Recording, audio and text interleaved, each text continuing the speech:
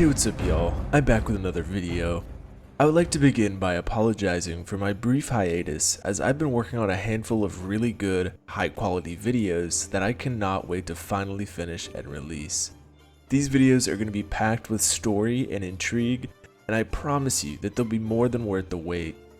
With the pre-patch finally being released for World of Warcraft's newest expansion Midnight, there's a whole lot of new content available right now and upcoming.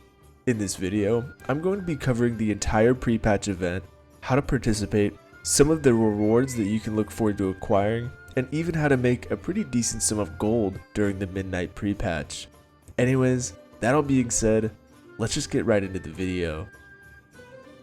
If you haven't yet logged in for the pre-patch or you're just getting your bearings, a bunch of new changes have been added to the game that are already making an impact.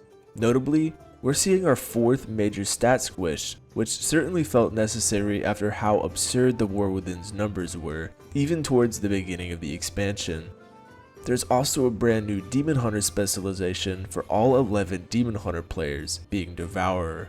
Devourer is the new third specialization for Demon Hunters, harnessing the destructive power of the Void as opposed to the traditional Fel energy that the other two Demon Hunters use. This is a mid-range DPS spec that blends both melee and ranged abilities to deal void and cosmic damage. It features a builder-spender rotation with an extremely strong mobility as well as lifesteal.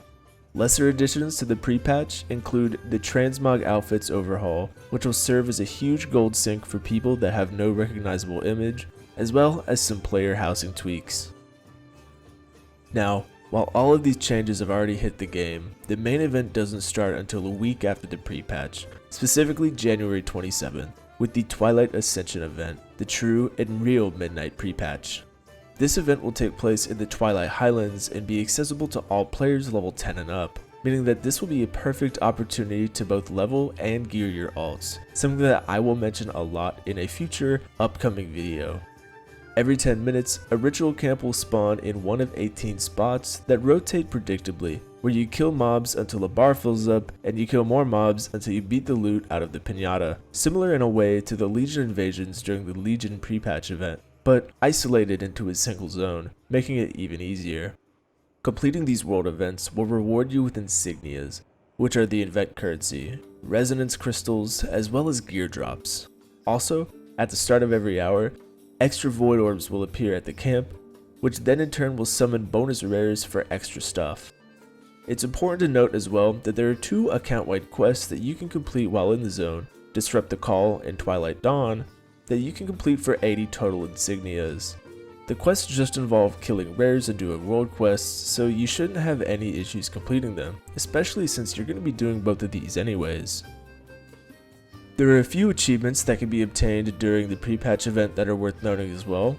The 2 minutes to midnight achievement is obtained by defeating all 19 Twilight's Blade rares, including Berg the Spellfirst, Tavahan the Unbound, Gustavan Herald of the End, Voidzela Divinda, Ix the Bloodfallen, Mirror Vise, Archbishop Benedictus, Sharfadi, Bulwark of the Night, Red-Eye the Skullchewer, Voice of the Eclipse, Executioner Linthalama, Korla, Herald of Twilight, Ray of Putrescence, Voidclaw Hexathor, Asira Dawnslayer, Commander Ixvarha, Saligrim the Observer, Nidran the Eyegorger, and Exhadash the Liminality.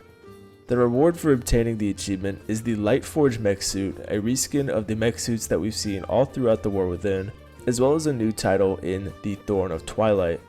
It's important to note that while I typically wouldn't name 19 arbitrary rare mobs linked to an achievement, I really want to try to get close to that 10-minute mark, and I'm going to do it by any means necessary.